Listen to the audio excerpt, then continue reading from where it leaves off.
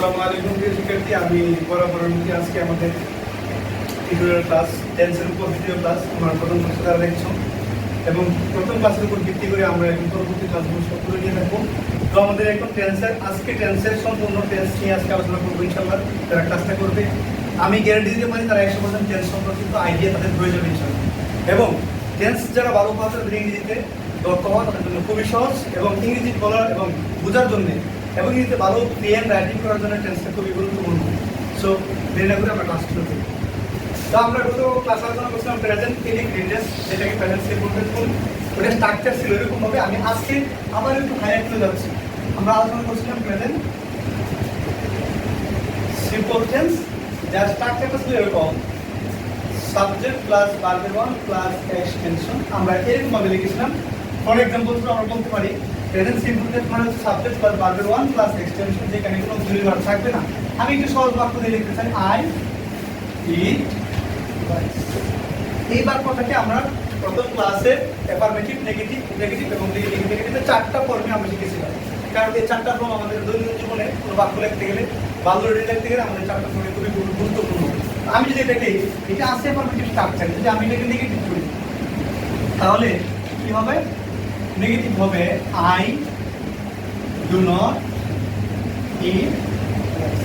এর মানে ডোনটটা আমি কেন ব্যবহার করছি এটা আলোচনা করেছিলাম, আজকে তো বলেছি। ডোনটটা হচ্ছে ওই বাক্যে কোনো অক্সিলারি ভার্ব নেই, আর অক্সিলারি ভার্ব না থাকলে সেই ভার্বগুলোকে নেগেটিভ করা যায় না। সেজন্য আমরা অক্সিলারি ভার্ব হিসেবে নট ব্যবহার করবো, তারপরে ডো এর পরে আমরা নট ব্যবহার করে মূল ভার্ব বসাবো, আর নেগেটিভ হয়ে যাবে। যদি আমরা কি নেগেটিভ করতে চাই তাহলে সেক্ষেত্রে হবে ডু আই ইট রাইস। এবং এদের অর্থ হবে আমি ভাত খাই, আমি ভাত খাই না, আমি কি ভাত খাই, আমি কি ভাত খাই। এরপরে হচ্ছে নেগেটিভ কিন্তু আমরা বলতে চাই ডু আই নট ইট, আমি কি ভাত খাই না, আমি কি ভাত খাই না। এরকম ভাবে আমরা একাধিক বাক্য এখানে বলতাম ই গোস, she goes to school। আমি বাকি অংশটা লিখবো না, আমি একটু বার্বটাকে করে দেবো, যেহেতু আমরা বার্ব নিয়ে এবং টেন্স নিয়ে কাজ করছি। তাহলে হি গোস, সে যায়, মানে হচ্ছে কি সে যায়। যদি নেগেটিভ কি হবে? He does not go. এখন হি থার্ড পারসন সিঙ্গুলার, আর সেই জন্য মূল ভার্বের সাথে এস বাই এস যোগ করেছি। যেহেতু আমরা এটা নেগেটিভ করবো সেক্ষেত্রে আমরা এখানে ডো ব্যবহার করছিলাম, ডো এর পর নট ব্যবহার করছিলাম, ডু নট। যেহেতু এইখানে আমাদের ভার্বের সাথে এস বাই এসটা আছে সেজন্য আমরা কি ব্যবহার করবো? Does not. এবং মূল ভার্বের সাথে যে এস বাই এসটা ছিল এখানে সেটা উঠে যাবে। ইন্টিগ্রেট করলে কি হবে? এই ডাজ শব্দটা আগে আসবে, ডাজ হি গো। শেষে বসে মান, সে কি যায়, সে কি যায়। ইন্টিগ্রেট করলে কি হবে? ডাজ হি নট গো, সে কি যায় না। আমরা এটা প্রেজেন্ট সিম্পল টেন্সে আমরা এই আলোচনাগুলো ফোকাস করে আসছি। আজকে আমরা আলোচনা করব প্রেজেন্ট কন্টিনিউয়াস টেন্স। কি আলোচনা করব আজকে আমরা? প্রেজেন্ট কন্টিনিউয়াস টেন্স আমরা এখানে আলোচনা করব। প্রেজেন্ট কন্টিনিউয়াস টেন্স মানে হচ্ছে চলমান, বর্তমানে কালে কোনো কাজ চলছে সেই রকম কোনো ঘটনা যদি বোঝাতে চাই প্রেজেন্ট কন্টিনিউয়াস টেন্স বলে। বর্তমানে কোনো কাজ চলছে, বর্তমান চলমান, এক কথায় বলতে পারি আমরা চলমান বর্তমান। যেমন আমরা যারা ক্লাসটা করছি এই মুহূর্তে, যারা দেখছি এবং যারা দেখবো, যখন আমার ক্লাসটা চলতে থাকবে, চলমান থাকবে, সেগুলো হচ্ছে প্রেজেন্ট কন্টিনিউয়াস টেন্স। ওর স্ট্রাকচারটা হচ্ছে সাবজেক্ট প্লাস অক্সিলারি ভার্ব হবে এম, ইজ, আর প্লাস মূল ভার্বের one plus ING plus extension. কি বলবে? অক্সিলারি ভার্ব প্রথমে সাবজেক্ট, তারপরে auxiliary verb am, is, are plus মূল ভার্বের ওয়ান প্লাস আইএনজি। ভার্বের সাথে আইএনজি হবে প্লাস এক্সটেনশন বসাতে হবে। একটা একদম বলতে পারি যেমন আমি ভাত খাই, ওই স্ট্রাকচারটা আমরা আবার লিখতে পারি কন্টিনিউয়াস ফর্মে। কি হবে? সাবজেক্ট দেব আই, যদি বলি ভাত খাই তাহলে এখান থেকে আমরা একটা অক্সিলারি ভার্ব ব্যবহার করতে হবে, এম, ইজ, আর। তো আমরা আই এর সাথে সম্পর্ক কি বসবে? এম। আই এম মূল ভার্ব দেব ইট, তার সাথে আইএনজি হবে I am to T rice. যদি আমি আই পরিবর্তন করে এখানে হি ব্যবহার করি তাহলে কি হবে? He is. সি এর থার্ড পারসন সিঙ্গুলার নাম্বার, যখন subject third person singular number হবে তখন সবসময় অক্সিলারি ভার্ব হিসেবে ইজ ব্যবহার করতে হবে। সাবজেক্ট যখন কি হবে? থার্ড পারসন সিঙ্গুলার নাম্বার হবে তখন আমরা ইজ ব্যবহার করবো। আর ফার্স্ট পারসন সিঙ্গুলার অর্থাৎ আই এর ক্ষেত্রে সবসময় এম ব্যবহার করবো। আর বাকি সকল ক্ষেত্রে আর ব্যবহার করবো। যারা ক্লাসটা দেখছো দয়া করে রুলসটা আবার ভিডিওটাকে স্লো করে একটু দেখে নিতে পারো। আমি আবারও বলছি, তোমরা আবারও দেখে লিখে খাতার মধ্যে লিখে রাখবে। কি হবে? প্রথমে আমরা বলছি subject plus auxiliary verb am is are plus কোন verb plus ING plus extension. আমরা এখানে এম ইজ আর এর ব্যবহারটা যদি আমরা বলতে চাই, তাহলে প্রথম হচ্ছে আই এর ক্ষেত্রে সবসময় এম বসবে। আই হচ্ছে ফার্স্ট পারসন সিঙ্গুলার নাম্বার, সেই ক্ষেত্রে সবসময় এম বসবে। আর কি হচ্ছে তারপর সিঙ্গুলার নাম্বার, তারপর সিঙ্গুলার নাম্বার যেমন ই সি রহিম করে ই, এইগুলো এই থার্ড পারসন সিঙ্গুলার নাম্বার যখন সাবজেক্টের থার্ড পারসন সিঙ্গুলার নাম্বার হবে, তখন এই সাবজেক্ট এর পরে অক্সিলারি ভার্ব হিসেবে ইজ ব্যবহার করা হবে। আর বাকি সকল ক্ষেত্রে আমরা আর ব্যবহার করবো। উই এর ক্ষেত্রে আর, দে এর ক্ষেত্রে আর, তারপরে দলের নাউন পাইলে সেই ক্ষেত্রে আমরা আর ব্যবহার করবো। কি হবে? ইজ, ইটি। ঠিক আমরা এটাকে যদি এবার নেগেটিভ করি, নেগেটিভ করে চারটা ফর্মে আমরা লিখতে চাই আগের মতো করি, তো আমাদের এখানে ডু নট ডাজ নট ব্যবহার করার কোনো প্রয়োজন নেই। কারণ কি? আমরা এখানে ডু নট ডাজ নট কেন ব্যবহার করব না? কারণ আমরা জানি কোন বাক্যের মধ্যে যদি অক্সিলারি ভার্ব থাকে, তাহলে এই অক্সিলারি ভার্ব এরপরে নট বসাইলে কি হয়ে যায়? নেগেটিভ হয়ে যায়। নট বসাইলে নেগেটিভ হয়ে যায়। এখানে ডু নট ডাজ নটের কোনো প্রয়োজন নেই, কারণ এই বাক্যে অক্সিলারি ভার্ব দেয়া আছে। তো আমরা একটা एग्जांपल করে ফেলি, I am not eating rice. ইন্টাগ্রেট যদি করবো আমরা, তাহলে এই অক্সিলারি ভার্বটাকে সামনে নিয়ে আসলে নেগেটিভ হয়ে যাবে। তাহলে আমরা করব কি? Am I eating rice. শেষ কোশ্চেন মার্ক, তারপর যদি আমরা নেগেটিভ ইন্টাগ্রেট করতে, তাহলে হবে এম আই নট ইটিং।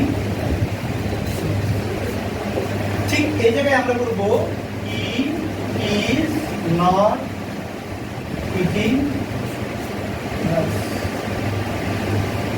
তারপরে হচ্ছে ইজ আগে চলে আসবে, ইজ ই ইটিং রাইস।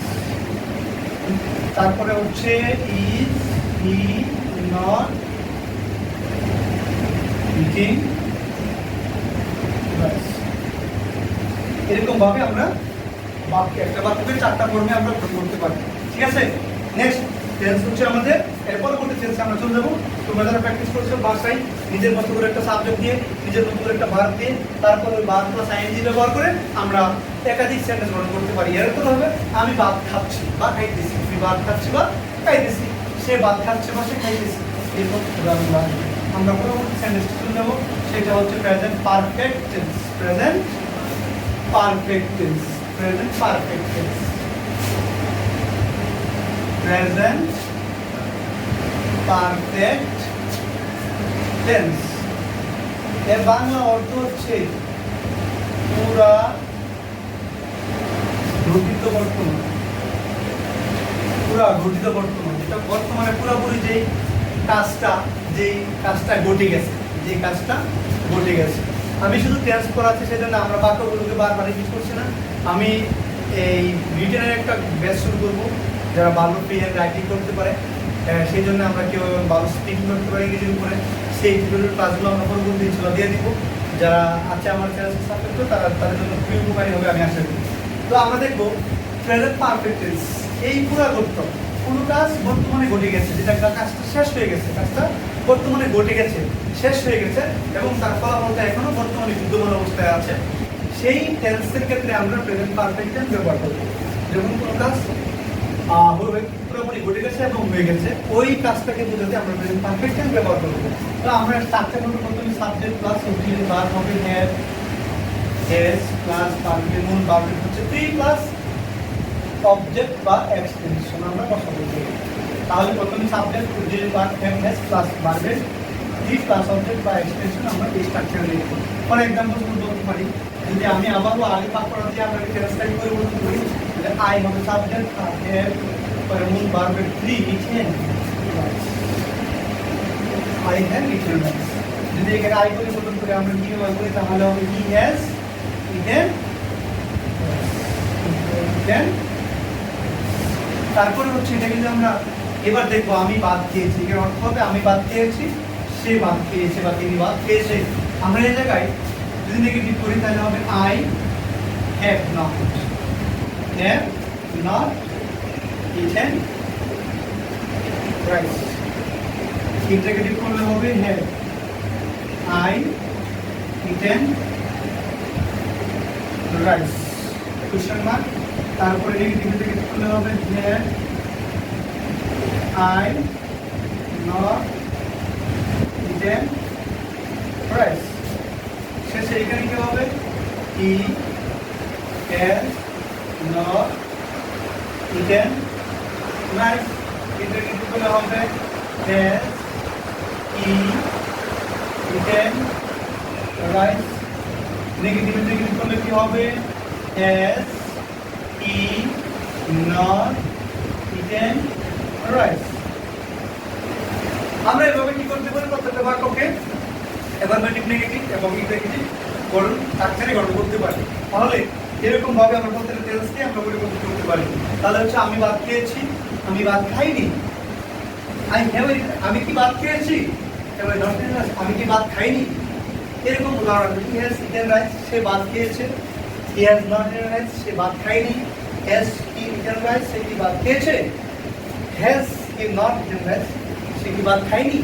তো এরকম ভাবে আমরা এই অক্সিলারি ভার্ব হ্যাভ এবং হ্যাজ এর ব্যবহার কখন হ্যাভ হবে, কখন হ্যাজ হবে, যারা ক্লাসটা দেখছো খাতাগুলোতে লিখে রেখো।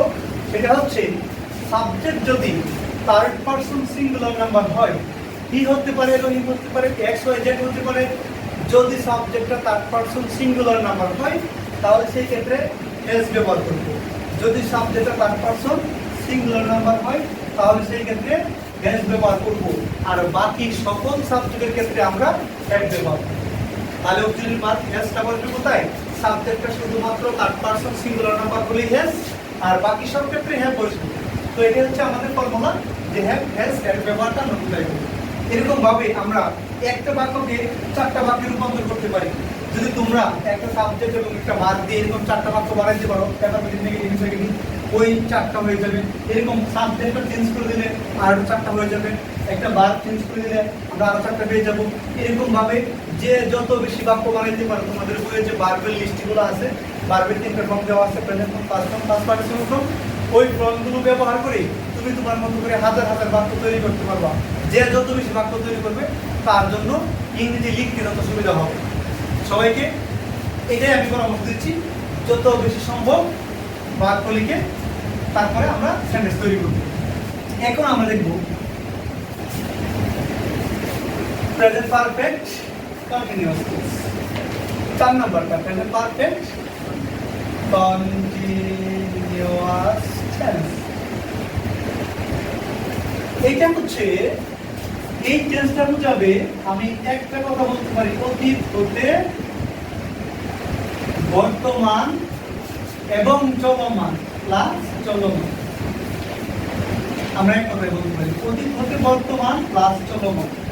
কোনো একটি কাজ কিছুক্ষণ পূর্বে শুরু হয়েছে, কোনো একটি কাজ কিছুক্ষণ পূর্বে শুরু হয়েছে বা একটা নির্দিষ্ট সময় পূর্বে শুরু হয়েছিল, যে কাজটা এখনো চলছে। কিছুক্ষণ পূর্বে, নির্দিষ্ট সময় পূর্বে শুরু হয়ে বর্তমান পর্যন্ত চলছে, এরকম কাজ যখন বোঝাবে তখন সেটা হবে প্রেজেন্ট পারফেক্ট কন্টিনিউয়াস টেন্স। যদি বলি সকাল থেকে বৃষ্টি হচ্ছে, তার মানে বৃষ্টি শুরু হয়েছে, সকালে এখনো চলতেছে, সকাল থেকে বৃষ্টি হচ্ছে। আমরা 2 ঘন্টা যাবত পড়তেছি, আমরা 2 ঘন্টা আগে পড়া শুরু করলাম, এখনো কাজটা আমাদের চলমান, সেটা হচ্ছে 2 ঘন্টা যাবত আমরা পড়তেছি। এরকম কোনো কাজ যখন বোঝাবে সেটা হচ্ছে প্রেজেন্ট পারফেক্ট কন্টিনিউয়াস টেন্স।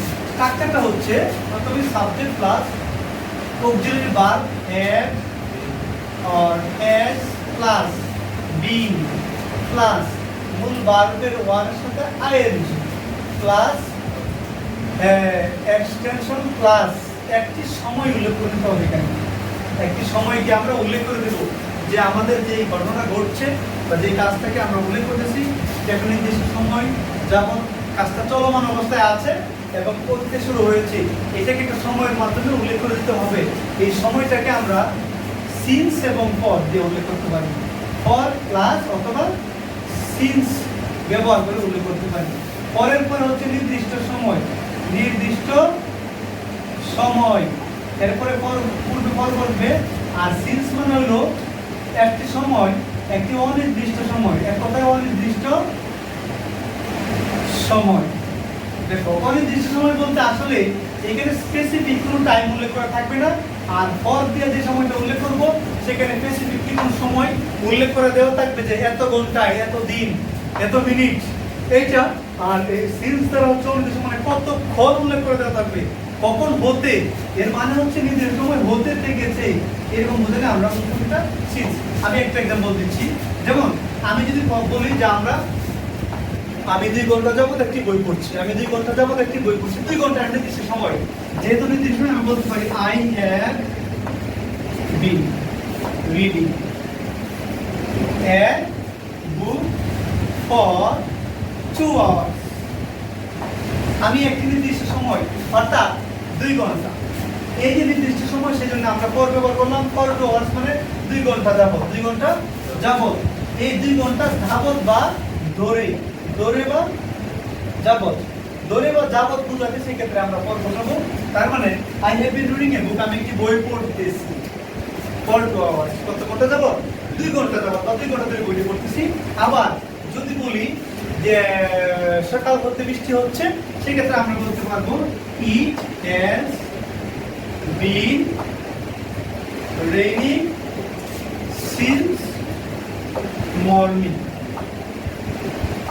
সকাল হতে বৃষ্টি হচ্ছে, আমরা এইখানে দেখবো আমরা সকাল হতে হতে হতে হতে সকাল হতে বৃষ্টি হচ্ছে, এরকম হতে একটা নির্দিষ্ট সময়, হতে বা থেকে, হতে বা থেকে বোঝাতে আমরা সিন্স ব্যবহার করবো, যেখানে কোনো স্পেসিফিক টাইম উল্লেখ করা থাকে। এখানে স্পেসিফিক 2 ঘন্টা যখন উল্লেখ করা আছে, এখানে একটা সকাল থেকে বলছে, এটা সকাল থেকে কি হচ্ছে বৃষ্টি হচ্ছে, এটা হচ্ছে একটা অনির্দিষ্ট সময়, এই ক্ষেত্রে আমরা সিন্স ব্যবহার করব। তাহলে ইট হ্যাজ বিন রেনিং আর হ্যাজ বিন হ্যাভ বিন, ওইটা আমরা আগে বলছিলাম যে থার্ড পারসন সিঙ্গুলার নাম্বার হলেই শুধু হ্যাজ বিন হবে আর বাকি সকল ক্ষেত্রে হ্যাভ বিন হবে, ওই ব্যাপারটা আগের মতোই, কিন্তু আমাদের উল্লেখ করতে হবে একটি নির্দিষ্ট সময় ধরে কাজটা চলমান অবস্থায় আছে, এটাই হচ্ছে প্রেজেন্ট পারফেক্ট কন্টিনিউয়াস টেন্স। তাহলে আমরা যদি বলি আমি 2 ঘন্টা যাবত, আমরা 2 ঘন্টা যাবত হাঁটছি, তাহলে ইংরেজি কি হবে, আমরা 2 ঘন্টা যাবত হাঁটছি, তাহলে we have been walking for 2 hours।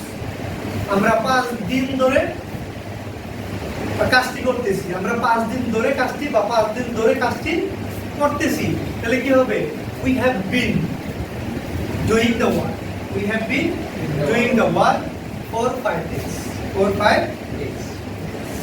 ঠিক আছে, এইটা হচ্ছে আমাদের present perfect continuous tense.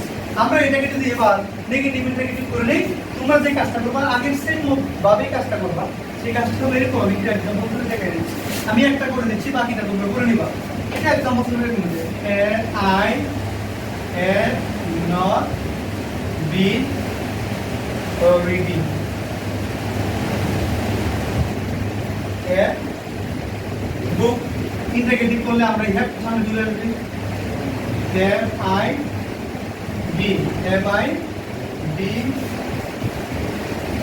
reading a book, তারপরে have I not been reading a book। এবার দেখো একটা জিনিস, আমরা এখানে দেখলাম অক্সিলারি ভার্ব have এবং been, এখানে দুটি ভার্ব আছে। অক্সিলারি ভার্ব কয়টি আছে, দুটি অক্সিলারি ভার্ব। কোনো বাক্যে কোনো সেন্টেন্সে যদি দুটি অক্সিলারি ভার্ব থাকে, সেই ক্ষেত্রে আমরা নেগেটিভ বা ইন্টারগেটিভ করার সময় এই দুটি অক্সিলারি ভার্বের ঠিক মাঝখানে নট বসাবো নেগেটিভ করার সময়। তার মানে প্রথম অক্সিলারি ভার্বটা নিয়ে কাজ করব, প্রথম অক্সিলারি ভার্বে করে নট বসিয়ে দিব, নেগেটিভ হয়ে যাবে, এবং ইন্টারগেটিভ করার সময় প্রথম অক্সিলারি ভার্বটাকে সামনে বসিয়ে দিলে ইন্টারগেটিভ হয়ে যাবে, আর বাকি যাগুলো আছে সবগুলো কি থাকবে, ঠিক থাকবে, যেভাবে ছিল ওইগুলো। এটা হচ্ছে প্রেজেন্ট পারফেক্ট কন্টিনিউয়াস টেন্স। এবার আমি চলে যাব ফার্স্ট ইনডিফিনিট টেন্স। কোথায় চলে যাব, ফার্স্ট ইনডিফিনিট টেন্স। আমরা এবার আলোচনা করব ফার্স্ট ইনডিফিনিট টেন্স।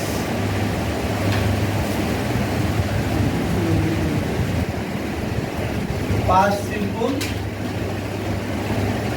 টেন্স, এটা সাধারণ অতীত, এটাকে আমরা বলবো সাধারণ অতীত। সাধারণ অতীত, সাধারণ অতীত, সাধারণ অতীত যখন কোনো বোঝাবে সেটা হচ্ছে অতীত কাল বোঝাবে, তবে সেটা নির্দিষ্ট কোনো অতীত কালকে বোঝাবে না। সাধারণভাবে যেমন আমি খেয়েছিলাম, আমি গিয়েছিলাম, আমি পড়েছিলাম, আমি দেখেছিলাম, আমি কথা বলেছিলাম, ওইরকম ভাবে কোনো নির্দিষ্ট স্পেসিফিকলি টাইম যখন উল্লেখ থাকবে না, অর্থাৎ এইটা বুঝাবে যে আমি কোনো কাজটা করেছিলাম। বাংলা বাক্যে ক্রিয়ার শেষে লাম, লেন, ল, লেন এইগুলো উল্লেখ থাকতে পারে। সেটাই হচ্ছে প্রেজেন্ট ফার্স্ট ইনডিফিনিট টেন্স বা first simple tense. First simple টেন্সের স্ট্রাকচার হচ্ছে সাবজেক্ট প্লাস ভার্বের টু প্লাস এক্সপ্রেশন। তো ভার্বের টু তো আমরা বুঝে ফেলছি। ভার্বের টু মানে ভার্বের ফার্স্ট ফর্ম, ভার্বের টু মানে ভার্বের, আর ভার্বের ওয়ান মানে ভার্বের প্রেজেন্ট ফর্ম, ভার্বের থ্রি মানে হচ্ছে ভার্বের ফার্স্ট পার্টিসিপল। আমরা এখানে দেখব ভার্বের টু মানে ভার্বের ফার্স্ট ফর্ম, সাবজেক্ট প্লাস ভার্বের ফার্স্ট ফর্ম প্লাস এক্সটেনশন, সেটা হচ্ছে প্রেজেন্ট ফার্স্ট সিম্পল টেন্স বা ফার্স্ট ইনডিফিনিট টেন্স। আমরা এটা হলো স্ট্রাকচার। এটা কি স্ট্রাকচার? স্ট্রাকচার এই তো। এবার দেখো এটা যে আমরা বাক্য কিভাবে তৈরি করি। যেমন আই এ এট হচ্ছে সাবজেক্ট হচ্ছে আই, মূল ভার্ব হচ্ছে এট, অবজেক্ট হচ্ছে রাইস।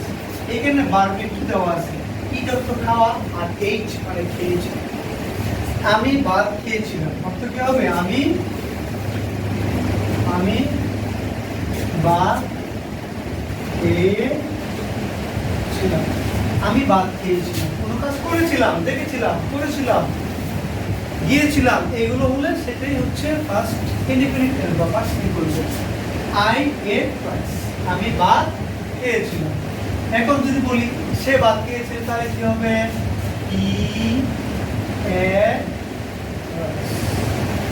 এইবার আমরা একাধিক বাক্য লিখতে পারি। আই এট রাইস, আমি ভাত খেয়েছিলাম, হি এট রাইস, সে ভাত খেয়েছিল।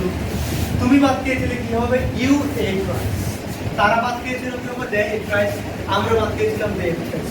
এখন আমরা গিয়েছিলাম, আমরা স্কুলে গিয়েছিলাম, আমরা ঢাকায় গিয়েছিলাম, তাহলে আমরা ঢাকায় গিয়েছিলাম, কি হবে? We went to Dhaka, we went to Dhaka. আমরা কলেজে গিয়েছিলাম, উই ওয়েন্ট টু কলেজ, তাই না? এরকম বাক্য আসতে পারে। তো আমরা এখানে একটা বাক্য এস দিয়ে করছি, আর একটা বাক্য গোয়ের ফার্স্ট ওয়েন্ট দিয়ে করবো। He went to Dhaka. এবার আমরা দেখবো দুটো বাক্যকে নেগেটিভ নেগেটিভ করে আমরা করে ফেলবো। সে ঢাকা গিয়েছিল, সে ঢাকা গিয়েছিল। এখানে নেগেটিভ করলে কি হবে? আই।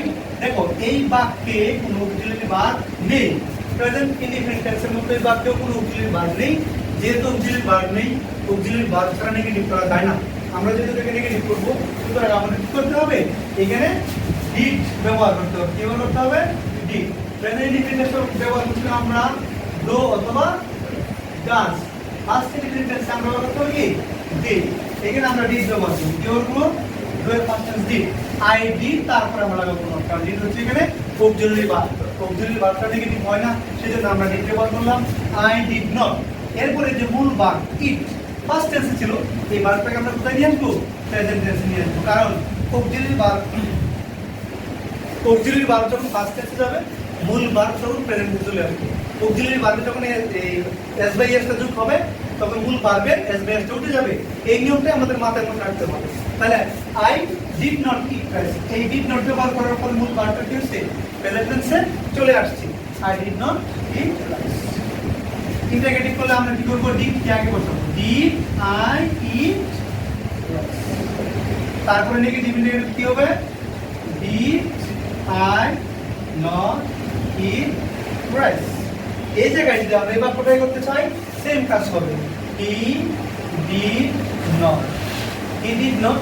এই যে ওয়েন্ট শব্দটা ছিল, এটা প্রেজেন্ট টেন্সে চলে আসবে। কি হবে? গো। কি হবে? Go. He did not go to Dhaka. যারা ভিডিওটা দেখছো, বারবার বলে দিচ্ছি, স্ট্রাকচার করে লিখে বাসায় নিজেদের মতো বার বসিয়ে, একটা সাবজেক্ট দিয়ে নিজেদের মতো বার বসিয়ে যখন তোমরা প্র্যাকটিস করবে, তখন তোমাদের জন্য সবচেয়ে সুন্দর হবে। বেশি বেশি রিটেন স্কিল তোমাদের চলে আসবে। তো হি did not go to Dhaka. Interrogative করলে কি হবে? Did he go to Dhaka. এটা তোমার দরকার। এখানে কি হবে? Did he not go to Dhaka. তো এভাবে আমরা প্রত্যেকটা বাক্যকে অ্যাফার্মেটিভ, নেগেটিভ, ইন্টারগেটিভ করবো। ফার্স্ট ইনডিফিনিট টেন্সে যে কোনো বাক্য লেখা যায়। আমরা খেলছিলাম, তাহলে আমরা খেলছিলাম কি হবে? We played. আমরা মাঠে গেছিলাম, we played in the field. আমরা ক্রিকেট খেলছিলাম, উই প্লেড ক্রিকেট, তাই না? রহিম একটি বই পড়ছিল।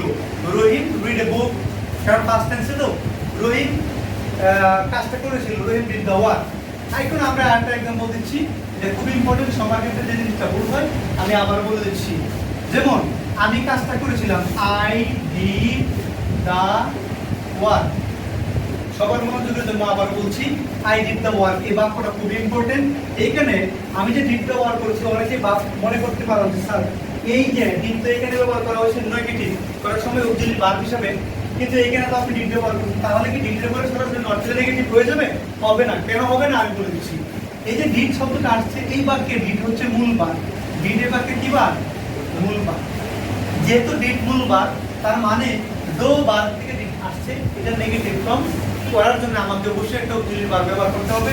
সেজন্য আই ডিড নট, এই যে ডিড নটটা ব্যবহার করলাম, এটা হচ্ছে did auxiliary verb. Are not দেওয়ার পরে এই যে মূল ভার্বটা পাস্ট টেন্সে ছিল, এটাকে প্রেজেন্ট টেন্সে লিখতে হবে, ডো দা ওয়ার্ক। তার মানে আমরা দেখো এই জায়গায় ওয়েন হচ্ছে ভার্বের ফার্স্ট টেন্স, ডিড নট দিয়ে নেগেটিভ করার পরে মূল ভার্বটাকে আমি লিখে দিলাম। ঠিক এই জায়গায় ডিড হচ্ছে ভার্বের ফার্স্ট টেন্স, কিন্তু নেগেটিভ করার সময় ডিড নট ব্যবহার করার পরে মূল ভার্বটা আবার কি করে দিলাম, টু ব্যবহার করে প্রেজেন্ট ফর্মে এনে তারপরে আমরা বাক্যটা কমেন্ট করলাম। তোমরা সবাই এই জায়গা থেকে এই জায়গায় একটু মিলিয়ে নাও, ভিডিওটাকে এক মিনিট আটকিয়ে পজ করে তুমি একটু চিন্তা করে তারপর আবার ভিডিওটা কাজ শুরু করে দেবো, ঠিক আছে?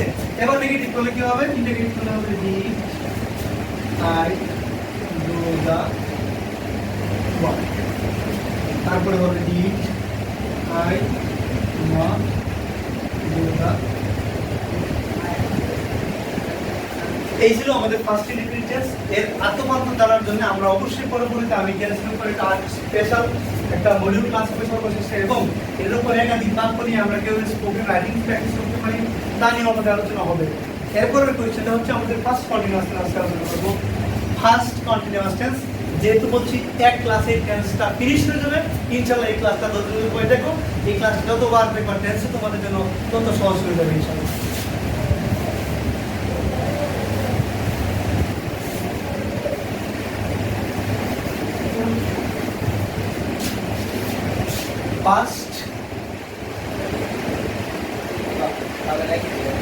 Past continuous tense, past continuous tense আমরা যেটা পড়ছি এখন past continuous tense, এটা হবে চলমান অতীত। চলমান অতীত অর্থাৎ কিছু কিছু কাজ আমার অতীতকালে চলছিল, যেমন আমরা খেলতেছিলাম, আমি খাইতেছিলাম, সে দেখতেছিল, তুমি পড়তেছিলে, আমি স্কুলে যাইতেছিলাম। এরকম কিছু কিছু বাক্য আমাদের জীবনে সবচেয়ে বেশি ব্যবহার করা হয়, সেই জন্য আমরা শিখব পাস্ট কন্টিনিউয়াস টেন্স এর ব্যবহার। পাস্ট কন্টিনিউয়াস টেন্স হচ্ছে কোনো কাজ অতীতকালে কোনো কাজ চলমান ছিল, অর্থাৎ চলমান অতীত সেটাই হচ্ছে পাস্ট কন্টিনিউয়াস টেন্স। স্ট্রাকচার হচ্ছে অক্সিলারি ভার্ব, প্রথম হলো সাবজেক্ট, তারপরে হচ্ছে অক্সিলারি ভার্ব হলো ওয়াজ অথবা ওয়্যার প্লাস মূল ভার্ব প্লাস আইএনজি। একটা কথা বলে দিচ্ছি, সকল কন্টিনিউয়াস টেন্সে কিন্তু মূল ভার্বের সাথে আইএনজি হয়। সকল কন্টিনিউয়াস টেন্স মূল ভার্বের সাথে কি হয়? আইএনজি। কন্টিনিউয়াস কথাটা আসলেই বুঝবো আমরা ভার্ব প্লাস আইএনজি হবে প্লাস এক্সটেনশন। তো আমরা এবার দেখে নেই first subject plus was were plus verb ING plus extension. আমি একটা एग्जांपल ধরে নিতে পারি, আমি যদি আবার একটা বাক্য চেঞ্জ করে দেই, আমি কাজটি করতেছিলাম, তাহলে সেক্ষেত্রে I was doing the work, যদি বলি সে স্কুলে যাইতেছিল, তাহলে হবে কি he was going to school, সে স্কুলে যাইতেছিল। আমি কাজটি করতেছিলাম, I was doing the work, সে স্কুলে যাইতেছিল, he was going to school. আমরা এই বাক্যটাকে এবার নেগেটিভ ইন্টারগেটিভ করি, তারপর ওয়াজ এবং ওয়্যার ব্যবহার করব। নেগেটিভ করলে কি হবে? আমরা জানি একটা অক্সিলারি ভার্ব আছে, তারপরে নট বসাই দেব, I was not doing the work. Negative করলে কি হবে? Was I doing the work, was I doing the work? In the negativity বলে কি হবে? Was I not doing এটাকে যদি আমরা করি he was not going to school থেকে নেগেটিভ করলে was he going to school, তারপরে হচ্ছে was he not going to school. এরকম ভাবে আমরা চারটা বাক্য করে নিতে পারি। এবার দেখবো আমরা ওয়াজ কখন করছে, ওয়্যার কখন করছে। লক্ষ্য করে দেখো, আই হচ্ছে ফার্স্ট পারসন সিঙ্গুলার, কি হচ্ছে থার্ড পারসন সিঙ্গুলার, কথা এখানেই শেষ। ফার্স্ট পারসন সিঙ্গুলার এবং থার্ড পারসন সিঙ্গুলার, কি বলছি আবারও শোনো, ফার্স্ট পারসন সিঙ্গুলার এবং থার্ড পারসন সিঙ্গুলার নম্বরে ওয়াজ বসে, বাকি সব ক্ষেত্রে ওয়্যার বসে। এই কথাটাকে আবার মাথায় সেট করে নাও। ফার্স্ট পারসন সিঙ্গুলার সাবজেক্ট যদি ফার্স্ট পারসন সিঙ্গুলার নাম্বার হয় এবং থার্ড পারসন সিঙ্গুলার নাম্বার হয়, তাহলে অক্সিলারি ভার্ব বসবে কি ওয়াজ, কি বসবে ওয়াজ, আর বাকি সকল ক্ষেত্রে ওয়্যার বসে। যদি আমরা সাবজেক্ট এখানে উই লিখতাম, যদি আই না লিখে লিখতাম উই, তাহলে এখানে কি হইতো ওয়্যার। এটাই হচ্ছে আমাদের কথা। তাহলে আমরা ওয়াজ এবং ওয়্যার ব্যবহারটা শিখে নিই। এইভাবে তোমরা বাসায় সবাই পাস্ট কন্টিনিউয়াস টেন্সের স্ট্রাকচারগুলো অবশ্যই কি করে নিতে হবে, প্র্যাকটিস করে শিখে নিতে হবে। তারপরে শিখবো আমরা past perfect tense. Past perfect এর মানে হচ্ছে, এটা আমরা একটু সহজ করে লিখে দিচ্ছি, অতীতে কয়টি কাজ উল্লেখ করা থাকবে, দুটি কাজ। অতীতে কাজ উল্লেখ করা থাকবে দুইটি। পাস্ট পারফেক্ট টেন্সটাকে লিখতে গেলে আমাদের অতীতে কাজ উল্লেখ করা থাকবে, দুইটি কাজ উল্লেখ করা থাকবে। একটি হবে, দুটি কাজ উল্লেখ করা থাকবে। এক নাম্বার হচ্ছে প্রথম যে কাজটি, যে কাজটা আগে ঘটবে, প্রথম কাজটি যে কাজটি আগে ঘটবে সেটি হবে পাস্ট পারফেক্ট। আর দুই নাম্বার যেটা দ্বিতীয় কাজটি হবে যে কাজটি পরে ঘটবে, সেটি হবে পাস্ট সিম্পল। এর মানে হচ্ছে অতীতকালে দুটি কাজ, পাস্ট পারফেক্ট টেন্সে অতীতকালে দুটি কাজ উল্লেখ করা থাকবে। যে কাজটি আগে ঘটবে, যে কাজটি প্রথম যে কাজটি আগে ঘটবে সেটা হবে পাস্ট পারফেক্ট, আর যে কাজটি পরে ঘটবে সেটা হবে পাস্ট ইনডিফিনিট টেন্স বা পাস্ট সিম্পল টেন্স। আমরা এখানে খুব সুন্দরভাবে আলোচনা করে দিচ্ছি। এখানে আমরা স্ট্রাকচারটা শিখে নিই। প্রথম স্ট্রাকচারটা কি হবে, পাস্ট পারফেক্ট স্ট্রাকচার হবে প্রথমে subject plus auxiliary verb plus মূল ভার্বের ক্রিয়া প্লাস এক্সটেনশন প্লাস। আমরা বলছি অতীতকালে দুটি কাজ, তাহলে প্রথম যে কাজটা পাস্ট পারফেক্ট স্ট্রাকচার হবে, তারপরে দ্বিতীয় যে ক্লাসটি সেটা হবে একটি ক্লোজ আকারে উল্লেখ থাকবে, অর্থাৎ দ্বিতীয় কাজটি একটি ক্লোজ আকারে উল্লেখ থাকবে। এবং ওই ক্লোজ দুটো যুক্ত হবে আফটার এবং বিফোর দিয়ে, আফটার এবং অর্থাৎ আমি আগে লিখে বিফোর এবং আফটার দিয়ে।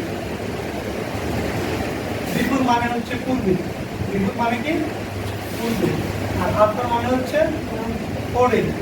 একটু লক্ষ্য করে দেখবে, বিফোর এবং আফটার দিয়ে, বিফোর মানে হচ্ছে পূর্বে আর আফটার মানে হচ্ছে পরে। এই কাজটা, এই ক্লোজ দুইটা আফটার এবং বিফোর দিয়ে উল্লেখ করা থাকবে, পাশে সংযোগ করা থাকবে। তো এটা হচ্ছে পূর্বে, এর মানে হচ্ছে বিফোরের আগের অংশটা হবে পাস্ট পারফেক্ট আর বিফোরের পরেরটা হবে পাস্ট ইনডিফিনিট। দ্বিতীয় কাজটি হবে পাস্ট সিম্পল টেন্স, দ্বিতীয় কাজটি হবে পাস্ট সিম্পল টেন্স। তার মানে বিফোর দ্বারা যখন আমরা যুক্ত করব তখন সেই ক্ষেত্রে বিফোরের আগের অংশটা হবে পাস্ট পারফেক্ট টেন্স আর বিফোরের পরের অংশটা হবে পাস্ট ইনডিফিনিট টেন্স। মানে দ্বিতীয় কাজটি এবং বিফোর দ্বারা যুক্ত থাকবে এবং দ্বিতীয় ক্লোজটি পাস্ট সিম্পল টেন্সে আমাদের লিখতে হবে। আফটার দিয়ে যখন লিখবো তখন স্ট্রাকচার হবে এরকম, আফটারের আগের অংশটা হচ্ছে পাস্ট ইনডিফিনিট, আফটারের পরের অংশ হবে পাস্ট পারফেক্ট। সবাই ক্লিয়ার করে দেখে নাও, আফটারের পূর্বে যে অংশটা থাকবে সেটা পাস্ট ইনডিফিনিট, আফটারের পরে যে অংশটা থাকবে সেটা পাস্ট পারফেক্ট। বিপরীত ক্ষেত্রে বিপরীতের পূর্বে যে অংশটা থাকবে এটা পাস্ট পারফেক্ট, বিপরীতের পরে যে অংশটা থাকবে এটা পাস্ট ইনডিফিনিট টেন্স। এই স্ট্রাকচারটাকে ভালো করে কয়েক সেকেন্ড তোমরা আটকে রেখে কয়েকবার করে নাও যে স্ট্রাকচারটা আমি কি লিখলাম, এবং এটা পরে একটু আয়ত্ত করে নাও। এবার আমরা উদাহরণ চলে যাচ্ছি।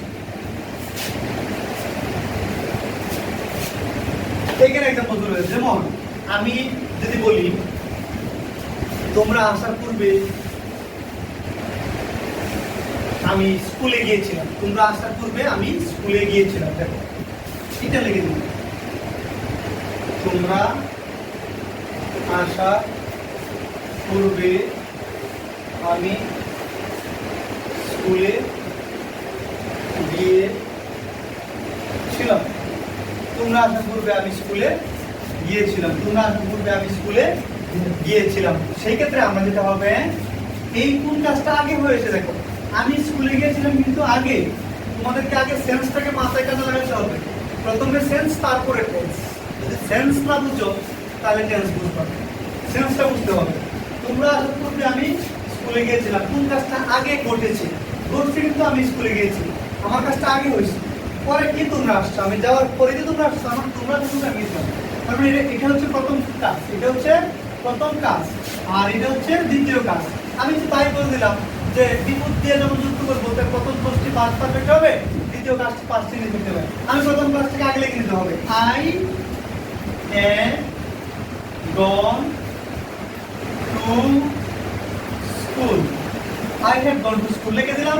যেহেতু পূর্বে কথাটা উল্লেখ করে, পূর্বে মানে বিফোর, পূর্বে মানে হচ্ছে বিফোর, বিফোর দিলাম I had gone to school before. এরপরে তোমরা আসার পূর্বে, বিফোর ইউ, এটা বলছে পাস্ট সিম্পল টেন্সে, তাহলে কামের পরিবর্তে কি হবে, কেম। Before you came. দেখো এই যে বিফোর দ্বারা যুক্ত করলাম, বিফোর আগের অংশটা হবে পাস্ট পারফেক্ট, বিফোরের পরেরটা হবে পাস্ট ইনডিফিনিট টেন্স। এরকম ভাবে বাক্যগুলো আমরা এই টেন্সটাকে ভাষায় সবাই সবচেয়ে বেশি ব্যবহার করবো, এবং সবচেয়ে বেশি ব্যবহার করলে কোনো টেন্সে ভালো জানতে পারবো। ইনশাআল্লাহ প্র্যাকটিস করবো বিভিন্ন বাক্য দিয়ে। আমরা স্টেশনে যাওয়ার পূর্বে ট্রেনটি ছেড়ে দিল, ডাক্তার আসবার পূর্বে রোগী মারা গেল। আমি এবার বলে দিচ্ছি, ডাক্তার আসবার পূর্বে রোগীটি মারা গেল, ওইটাকে আমি একটু করে দিচ্ছি। দেখি, ডাক্তার আসার পূর্বে রোগীটি মারা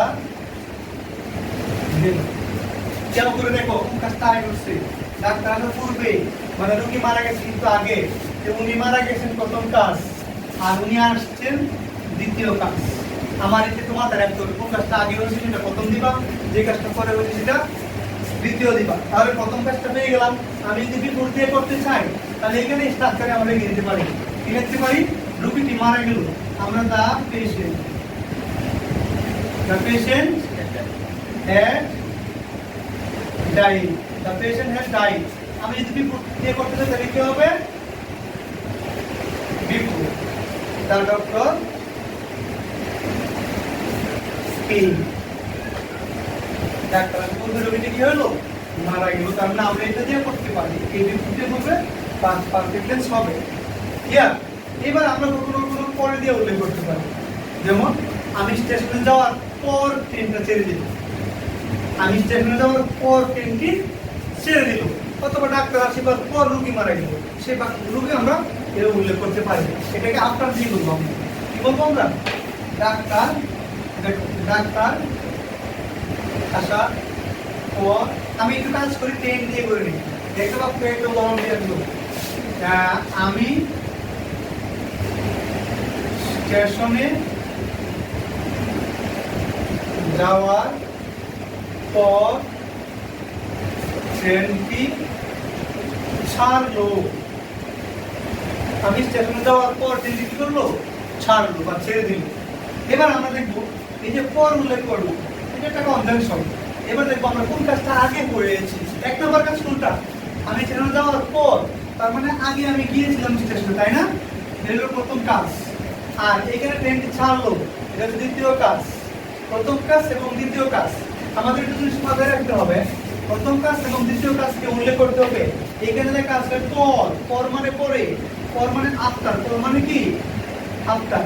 এখন আমাকে বলা হচ্ছে আফটার দিয়ে উল্লেখ করতে। আমি বিফোর দিয়ে করলে তো আমরা আগেই এটাকে প্রথম কাজ থেকে নিতাম, যেহেতু আফটার দিয়ে উল্লেখ করতে হবে সেহেতু প্রথম কাজটা বলবে পরে আর দ্বিতীয় কাজটা বলবে আগে। প্রথম কাজটা পরে, দ্বিতীয় কাজটা আগে, যেহেতু আফটার দিয়ে উল্লেখ করতে হবে মানে আফটারের পরে আমার লিখতে হবে। তাহলে আমি স্টেশনে যাওয়ার পর প্রথম কাজটা লিখতে হবে জায়গায় I had gone to the station. আমি স্টেশনে যাওয়ার পর, কি কি করলো? ট্রেনটি ছেড়লো। The train left. ট্রেনটি কি করলো? ত্যাগ করলো, জায়গা ত্যাগ করলো বা ছাড়লো। The train left. ট্রেনটি ছাড়লো after I had gone to the station. আমি স্টেশনে যাওয়ার পর ট্রেনটি কি করলো? ছেড়ে দিল। আমি স্টেশনে যাওয়ার পর ট্রেনটি কি করলো? ছেড়ে দিল। আর এইভাবে আমরা পাস্ট পারফেক্ট টেন্স শিখে নিব, কারণ আমাদের রিটেনের ক্ষেত্রে পাস্ট পারফেক্ট টেন্সের উপর গুরুত্বপূর্ণ বেশি। এখান থেকে অ্যাটেন্ডেন্স টেস্টে যাদেরকে ট্রান্সলেশন আসবে পরীক্ষায় বিশ্ববিদ্যালয় ভর্তি পরীক্ষায় ট্রান্সলেশন আসবেই মাস্ট, এবং যারা ভালো ট্রান্সলেট করতে পারবা তাদের জন্য এই পাস্ট পারফেক্ট টেন্স থেকে প্রশ্ন আসতে পারে, পাস্ট ইনডিফিনিট টেন্স থেকে আসতে পারে, এবং প্রেজেন্ট ইনডিফিনিট টেন্স থেকে আসতে পারে। সুতরাং এই টেন্সগুলোকে বাসায় গিয়ে যত বেশি প্র্যাকটিস করতে পারবা তাদের জন্য তত সহজ হয়ে যাবে। ধন্যবাদ সবাইকে। ভিডিওটি দেখার জন্য সবাইকে আবার ধন্যবাদ জানাচ্ছি।